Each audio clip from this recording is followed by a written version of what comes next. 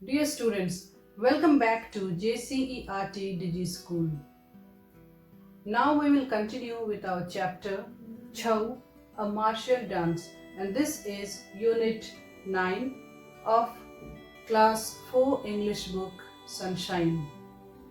Previous to this, I made you acquaint with the word meanings and the synonyms. So now we will continue with the explanation part of each stanza of this poem. Chhau is a traditional form of art, and this is very popular in Saraikela district of Jharkhand, Purulia district of West Bengal, and Mayurbhanj district of Odisha. छऊ नृत्य बहुत ही प्रसिद्ध नृत्य है और यह झारखंड के सरायकेला जिला में, ओडिशा के मयूरभंज जिले में और वेस्ट बंगाल के पुरुलिया जिले में बहुत प्रसिद्ध है। और यह एक ट्रेडिशनल फॉर्म ऑफ डांस है। This is a traditional form of dance which is practised by the artist, और इसके लिए अलग से कलाकार होते हैं, आर्टिस्ट होते हैं।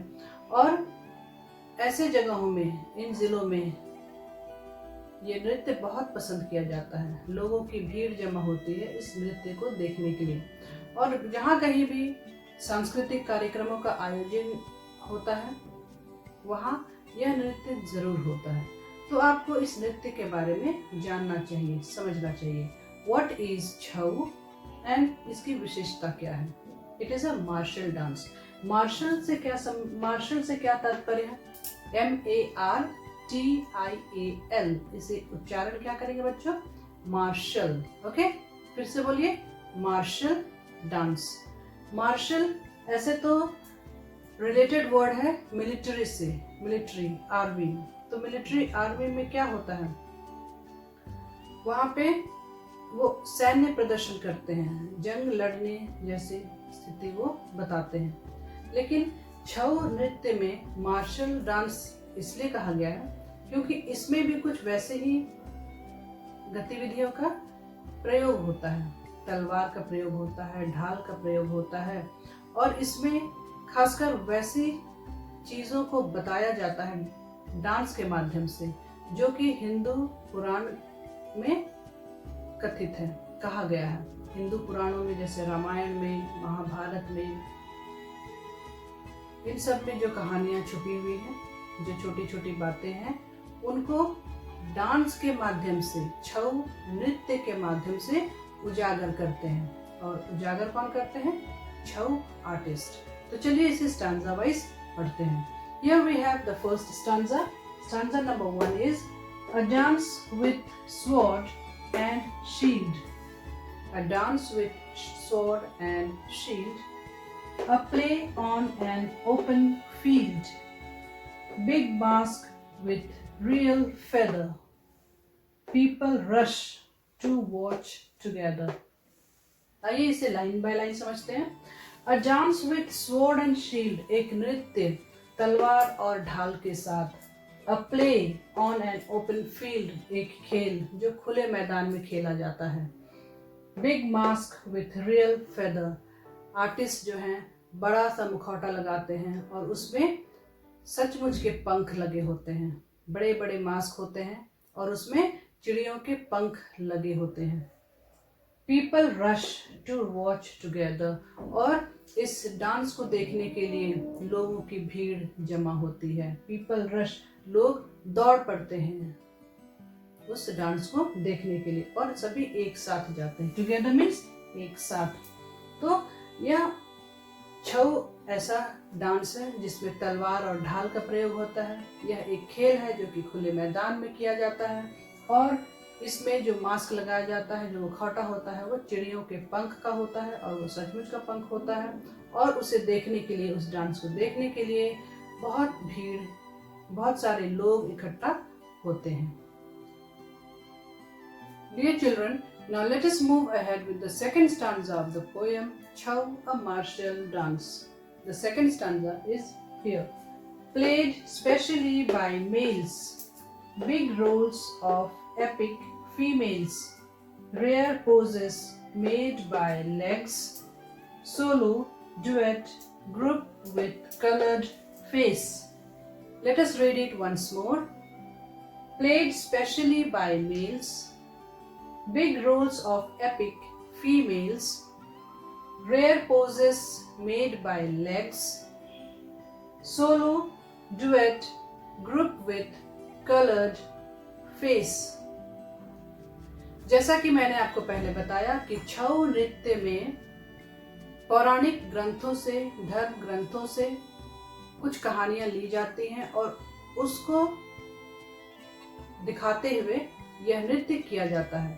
हाव भाव कुछ ऐसे बनाए जाते हैं जैसे लगता है कि वो उस कहानी को अपने नृत्य, अपने डांस स्टेप्स के जरिए बता रहे हैं और वह काफी लोगों के द्वारा पसंद किया जाता है। तो हमारे पौराणिक ग्रंथों में जो पुरुष हैं उनको भी इस डांस में दिखाया जाता है। उन ग्रंथों में उनको भी इस डांस के माध्यम से डांसर्स बताने की कोशिश करते हैं। और जो डांसर्स होते हैं, छऊ डांसर्स होते हैं, वो स्पेशली पुरुष होते हैं। They are specially males, played specially by males, यानी छऊ नृत्य स्पेशली पुरुषों के द्वारा किया जाता है।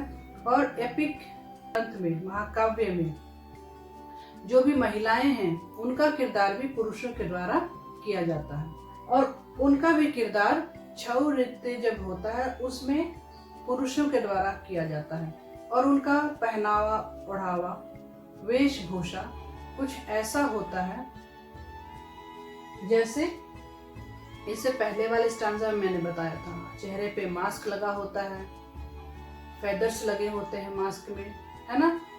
तो ये कहानी है। अब एपिक का अर्थ यहाँ पर क्या है? एपिक का अर्थ होता है महाकाव्य, बहुत बड़ी कविता, ठीक है। तो big roles of epic female, epic female यानी कि जो उन ग्रंथों में जो महिलाएं हैं उनका किरदार भी छऊ नृत्य करने वाले के द्वारा, पुरुषों के द्वारा किया जाता है। अगली पंक्ति है rare poses made by legs. इस डांस में ऐसी मुद्राएं बनाई जाती हैं पैरों के द्वारा। कई तरह की मुद्राएं बनाई जाती हैं। जब आप उसे हकीकत में देखेंगे तो आपको समझ में आएगा कि कितनी सारी मुद्राएं होती हैं। और ये छऊ नृत्यकार, छऊ डांसर्स बहुत सारी मुद्राओं के साथ यह डांस करते हैं, बहुत सारे पोस्चर्स के साथ यह डांस करते हैं। Solo, duet, group with coloured mask, coloured face. यह नृत्य एकल भी किया जाता है, युगल भी किया जाता है और समूह में भी किया जाता है। यानी छऊ डांसर जो होते हैं वो कोई एक भी यह डांस करते हैं, दो लोग भी मिलकर यह डांस करते हैं और समूह में कई लोग मिलकर यह डांस करते हैं। ठीक है, आइए बढ़ते हैं स्टैंजा नंबर 3 की तरफ। Now we have stanza 3 of the poem Chhau, a martial dance. Let us read it together. Stories of myths like Ramayana, having devotee like brave Hanumana, fight of Abhimanyu and Kaurava, played by dancers in Chaitra Parva. Ramayan के बारे में आप जानते हैं, उसमें भगवान राम हैं और उनके परम भक्त हनुमान हैं। तो उनके बारे में यहाँ पर बताया गया है। Stories of myths like Ramayana, Ramayana से जो कहानियां हैं उन कहानियों के पात्रों को छऊ डांस के माध्यम से दर्शाया जाता है। और कौन कौन सी चीजें हैं और कौन कौन से पात्र हैं, कहानियां हैं जो इन डांस के माध्यम से दर्शाया जाता है, आइए जानते हैं। हैविंग डिवोटी लाइक ब्रेव हनुमाना, यानी हनुमान जी का किरदार भी छऊ डांसर्स अच्छे से निभाते हैं और अपने डांस के माध्यम से दर्शकों को दिखाते हैं। वो ऐसा डांस करते हैं, वो ऐसा हाव भाव रखते हैं मानो वो कैरेक्टर्स, पौराणिक ग्रंथों के जो कैरेक्टर्स हैं वो सामने दिख रहे हैं, है ना। Fight of Abhimanyu and Kaurava. Abhimanyu कौन थे? वीर अर्जुन जो महाभारत का एक मुख्य पात्र है, उनके पुत्र थे अभिमन्यु। और कौरव जो कौरव वंश के 100 भाई थे, वो कौरव कहलाए थे महाभारत में। तो कौरव और अभिमन्यु के बीच कुरुक्षेत्र के मैदान में जो युद्ध हुआ था, महाभारत का युद्ध हुआ था, उस युद्ध में दोनों के बीच कैसे लड़ाई हुई थी, उस लड़ाई के बारे में भी इस डांस के माध्यम से बहुत अच्छे से दर्शकों को दिखाया जाता है। प्लेड बाय डांसर्स इन चैत्र पर्वा।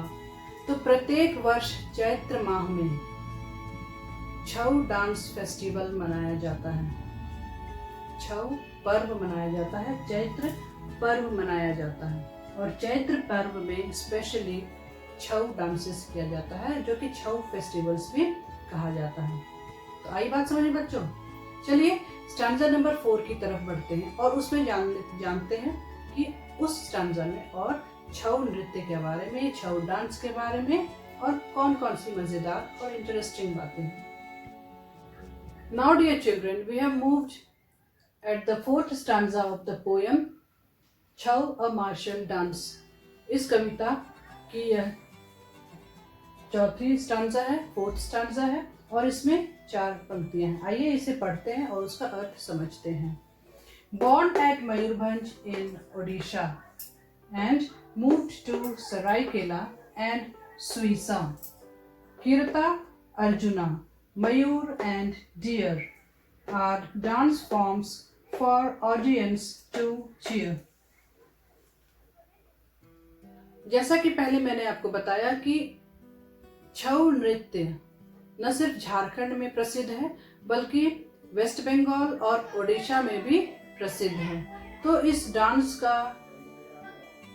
जन्म, इसकी उत्पत्ति कहाँ हुई थी? ओडिशा के मयूरभंज जिले में। ओडिशा के मयूरभंज जिले से यह आया और झारखंड के सरायकेला जिला में इसको यह डांस देखने को मिलता है और वेस्ट बंगाल के पुरुलिया जिला में। तो पुरुलिया जिला में एक छोटा सा पंचायत है सुईसा, यानी यहाँ कुछ जगहों का नाम लिया गया है जहाँ पर छऊ नृत्य बहुत फेमस है, बहुत पॉपुलर है। ठीक है, तो उस कौन कौन थे? मयूरभंज जो कि ओडिशा राज्य में है, सरायकेला जो कि झारखंड राज्य में है और सुईसा जो कि वेस्ट बंगाल राज्य में है। और वेस्ट बंगाल राज्य अंतर्गत पुरुलिया जिले में एक यह छोटा सा पंचायत है। ठीक है, तो वहां से छऊ नृत्य की उत्पत्ति हुई मयूरभंज से, उसके बाद फिर सरायकेला आया और फिर सुईसा। ठीक है, और इस छऊ नृत्य में और क्या क्या है जो ऑडियंस बहुत एंजॉय करते हैं, दर्शक बहुत एंजॉय करते हैं? क्या है?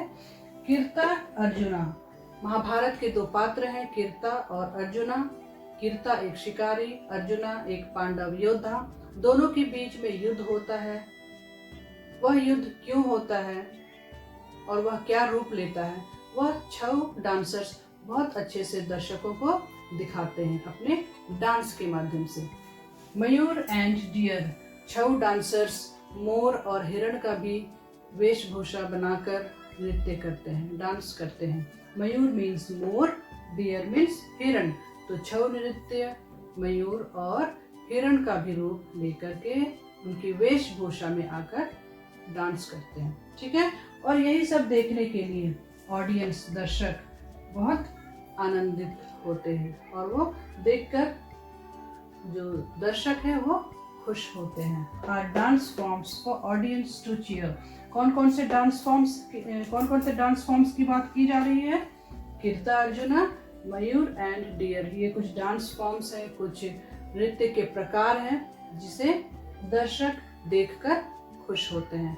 तो बच्चों, मुझे उम्मीद है कि आपको इस कविता के माध्यम से छऊ डांस के बारे में जानकारी मिली और आपको बहुत आनंद भी आया होगा कि यह एक अलग तरह का हमारा पारंपरिक नृत्य है, हमारे देश की कला संस्कृति का एक मुख्य हिस्सा है। और कभी आपको वाकई में मौका मिले ओडिशा राज्य के मयूरभंज जिले में जाने का, तो आप इस डांस को जरूर देखिएगा। या फिर हमारे झारखंड के सरायकेला जिला में यह होता है, बहुत पॉपुलर है। या फिर पुरुलिया के सुइसा पंचायत में, बंगाल के पुरुलिया जिला में भी यह डांस बहुत पॉपुलर है। तो जब भी आपको मौका मिले या तो यूट्यूब में देख लीजिए या फिर वाकई में वहाँ जाने का मौका मिले तो वहाँ जाकर देख लीजिएगा, ठीक है। लेकिन आप जिस भी रूप में देखेंगे आप छऊ डांस बहुत एंजॉय करेंगे, ठीक है। चलिए फिर मिलती हूँ आपसे अगली क्लास में, तब तक के लिए बहुत बहुत धन्यवाद।